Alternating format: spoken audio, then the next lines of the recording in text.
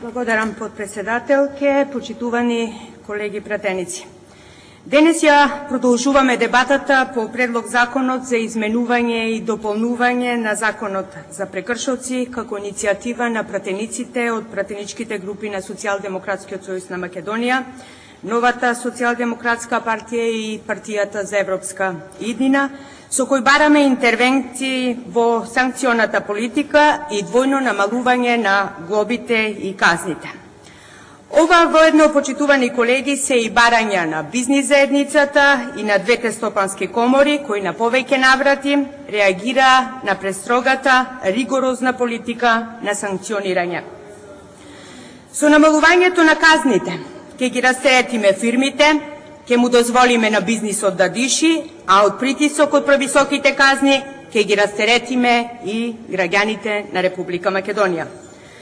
Во мислењето што по овој предлог закон го добивме од владата стои дека целта на прекршочната политика била утврдување на висината на глобата, која ќе има, потенцирам, репресивен карактер и која јасно ќе му посочи на сторителот за сторениот прекршок, кој не би требало да се повторува, а од друга страна ќе била, повторно потенцирам, одмерена, согласно деловните стандарди, но сепак немало да влијае, потенцирам, драстично на извршувањето на дејноста. Ете како владеачката структура ја сваќа прекршочната политика. Прво викате дека висината на глобата треба да биде до ниво на репресија, за да сторителот запамети кога бил казнет, па ќе била одмерена, демек прилагодена на деловниот стандард на фирмата, и немала да биде драстична, значи од прв пат нема да го удрите катинарот на фирмата, ама од втор пат останува отворено. Што е драстично за вас, почитувани колеги? Дали 1500 евра е драстична казна за кафуле во Ресен, каде дневниот промет не достигнува повеќе од 1000 денари? Дали 15.000 евра е драстична казна за кафеана во која на прсти се бројат луѓето кои дневно влегуваат?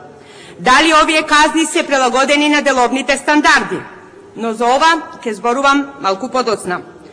Наспротив вашите тези, колеги од власта, дека високите казни немаат за цел никого да уништат или да заплашат, туку да обезбедат почитување на законите во државава и да спречат злоупотреба на државата и наводно да обезбедат лојална конкуренција. Јас тврдам дека вие на овој начин само ги стимулирате злоупотребите. Во еден од записниците од расправите по комисии прочитав дискусија на еден од колегите од мнозинството, кој вели: стопанствениците барале поголема активност на инспекцијските служби. И ова е доволно да изградам впечаток дека како да живеете во некој друг свет, изолиран од овој реалниот, или пак не сте излегле на терен, не сте ги слушнале нити бизнисмените, не сте ги слушнале нити граѓаните. Знаете што прават газдите и бизнисмените? Тие стануваат наутро и прво што прават, го молат Господ, барем тој ден да не ги срдисате. Барем еден ден викаат да ги прескокнете. Во Ресен пред една недела инспекторите на управата за јавни приходи затворија се што можеше да се затвори. Остана отворена само портата на градското собрание, мада и таму има интересни моменти за проверки. Еден од газдите со кој што остварив контакт после десантот на инспекторите на управата за јавни приходи од Битола се пожали и вика вака: дерман се нема, му предложив да им преградам една просторија, па нека спијат овде.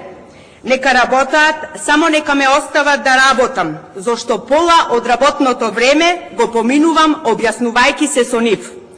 Кога да печалам, за да им платам за се што ќе измислат. Друг еден бизнисмен ми вика: инспекторите викаат, мораат да ме казнат. Ако треба и причина и злоупотреба ќе измислат, ама мора да ме казнат. Има казни за 1 денар надвор од каса, кој некој го оставил од кусурот. За 5 капачиња од Кока-кола во кантата за отпадоци. Зошто биле 5? Зошто го нема беџот кога е внатре, зошто го носи кога е надвор? И да не набројувам. Кога во Ресен се истовари управа за јавни приходи, а Ресен е мал град, брзо се шират информациите, ама и паниката, тогаш најчеста реплика е стигнаа јаничарите. Граѓаните, стопанствениците, бизнисмените, почитувани колеги, веќе се свесни дека казните и репресивната политика на власта се основните механизми за полнење на празниот буџет, но и механизам за застрашување и замолчување на граѓаните и фирмите.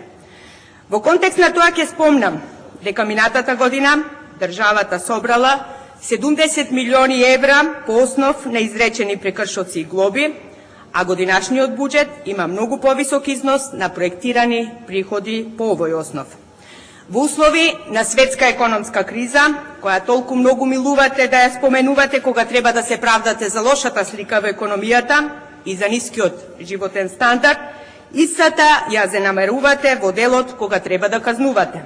Сосема свесно и себично се изолирате од сиромаштијата која владее во државава, при здрави очи и уши не гледате и не слушате за ценовниот шок, за покачувањето на цените на горивото, на струјата, на парното, на цените на прехранбените производи, на овошјето и зеленчукот, за зголемените давачки кон државата по сите основи и како сето ова делува на куповната, потрошувачката моќ на нашите граѓани, на опаѓање на прометот и профитот кај сопствениците на бизнисите, што и без оптоварувањето на казни придонесува дел фирми да се затвораат.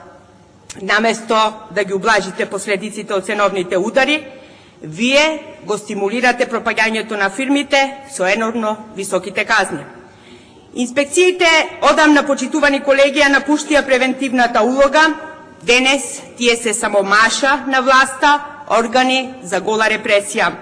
Денес веќе нема опомени, никој не изрекува опомена, како прв чекор пред паричното казнување. Јас во мојата дискусија во не поменав кои се реакциите на драконските казни на малите бизниси во Ресен, зашто големи и нема. Ресен е на колена, почитувани колеги. Во полоша состојба никогаш не бил. Малиот број фирми, трговски објекти, земјоделски аптеки денес се затворени. Градот зјае празен. 30.000 тони јаболка непродадени скапуваат по магазините. Зошто?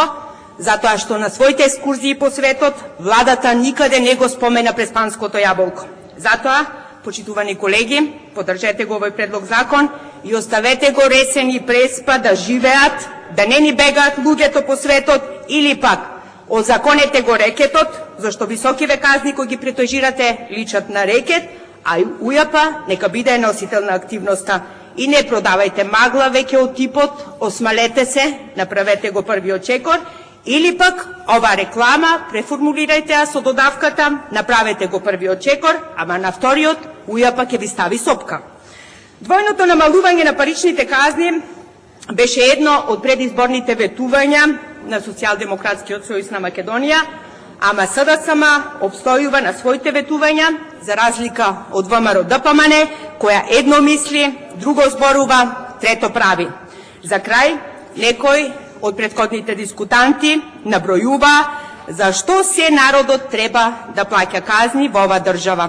За ајварот, за казаните со ракија, по законот за комунална хигиена, за сечењето на дрва, за сушењето на алишта, за фасадите, за ергените и момите, за кучињата и мачињата. И тука ќе приметам дека Петар Велики, почитувани колеги, останал запаметен по данокот за носење на брада. Па се прашувам како тука закажала вашата инвентивност и на ова не сте се сетиле. Ви благодарам.